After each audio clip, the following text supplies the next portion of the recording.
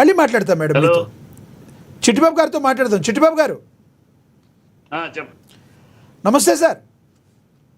నమస్తే, చెప్పండి. నారా లోకేష్ గారు నరేంద్ర మోడీ గారిని కలిశారు, 2 గంటలు పైగా కలిశారు. ఏం కలిశారు, ఏం మాట్లాడారని వాడివేడి చర్చ ఆంధ్రప్రదేశ్ వ్యాప్తంగా నడుస్తుంది.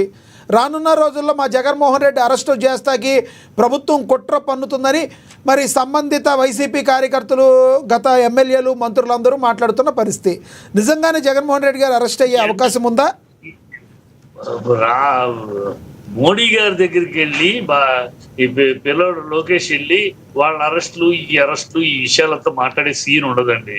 మోడీ గారి తోటి బాలకోట గారికి మరి ఎట్లా తెలుసో తెలీదు, మోడీ గారి వ్యవహారం ఎలా ఉంటుందో, వ్యవహార శైలి ఉంటుందో తెలుసో తెలీదు మరి అంటున్నారు. కానీ అంత సీన్ లేదు. దానివల్ల వెళ్ళి ఇప్పుడు మోడీ గారు చిన్నపిల్లడు కనుక ఆప్యాయంగా కొంచెం టైం ఇచ్చి ఉండొచ్చు. మిగతా విషయాలు స్టేటస్ గురించి అడిగాడేమో, ఎన్నాళ్ళు మరి స్పెషల్ స్టేటస్ లేకపోవడం గొడవ జరిగింది.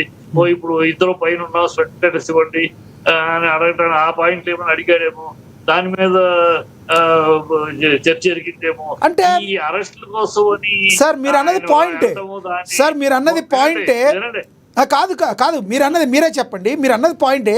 కానీ ఇక్కడ కంగారు పడుతుంది పాత వైసీపీ నేతలు, మాజీ ఎమ్మెల్యేలు, మంత్రులు అయితే కంగారు పడి వాళ్ళు కదా కంగారు పడి జగన్ని టార్గెట్ చేశారంటున్నారు.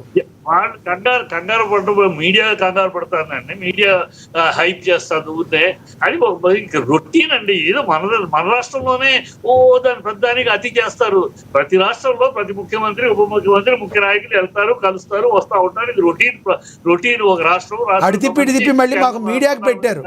రొటీన్ ఏదో మన రాష్ట్రంలో ఇది స్పెషల్ గాను. అంబటి రాంబాబు గారు మాట్లాడతారంటే మేము మైక్ పెడతాం, పేరు నాని గారు మాట్లాడతారంటే మేము మైక్ పెడతాం. మైక్ పెట్టినందుకు మరి మీరు మమ్మల్ని అంటే అట్టా సార్, మాట్లాడింది వాళ్లే కదా. కాదు, ఊనే అనవసరం అయిపో.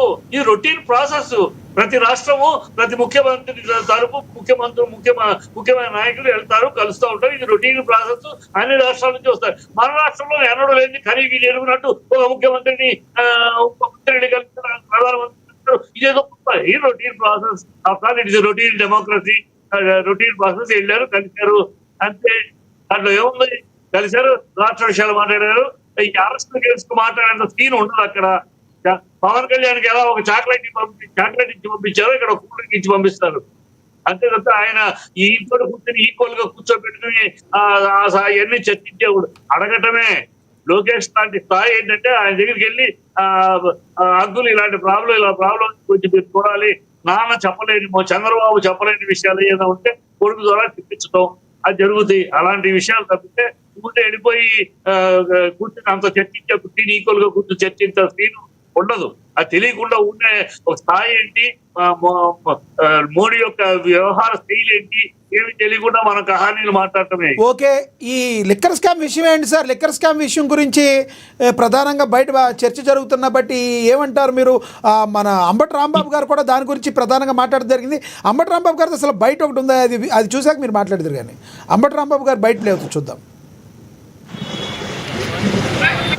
ఈ సంవత్సర కాలంలో జరిగినటువంటి పరిణామాలు ఒక్కసారి పరిశీలిస్తే అర్థమవుతాయి.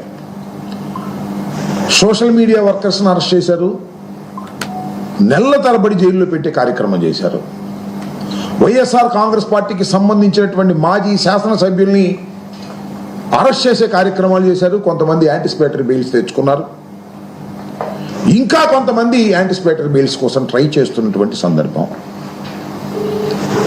కొంతమందిని అయితే లోపల పెట్టి 2 తర్వాత న్యాయస్థానాలకు వెళ్ళి బెయిల్ తెచ్చుకున్నటువంటి సందర్భాలు ఉన్నాయి.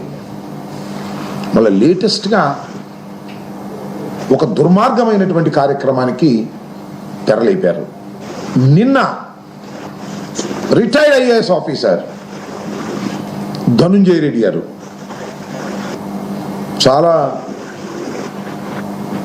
60 సంవత్సరాల దాకా, అంటే సుమారుగా 30-40 సంవత్సరాలు ఐఏఎస్గా పనిచేసి అనేక కీలకమైనటువంటి పోస్టుల్లో, ఈవెన్ చంద్రబాబు నాయుడు గారు ముఖ్యమంత్రిగా ఉన్న సమయంలో కూడా అనేక కీలకమైన బాధ్యతలు పోషించినటువంటి ధనుంజయ రెడ్డి గారు, కృష్ణమోహన్ రెడ్డి గారు, ఇద్దరు అధికారుల్ని జగన్మోహన్ రెడ్డి గారి హయాంలో సీఎంఓలో పనిచేశారనేటువంటి ఉద్దేశంతో నిన్న వారిద్దరిని అరెస్ట్ చేశారు.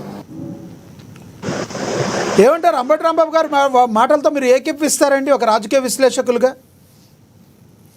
ఇప్పుడు ఈ రాజకీయాల్లో ఈ కూటమి ప్రభుత్వం యొక్క చర్యలు, కూటమి ప్రభుత్వం ఖచ్చితంగా మేము రెడ్ బుక్ ఫాలో చేస్తామన్నారు, ఫాలో చేస్తున్నారు. దాంట్లో జరిగేది అందరికీ ఎక్స్పెక్టెడ్.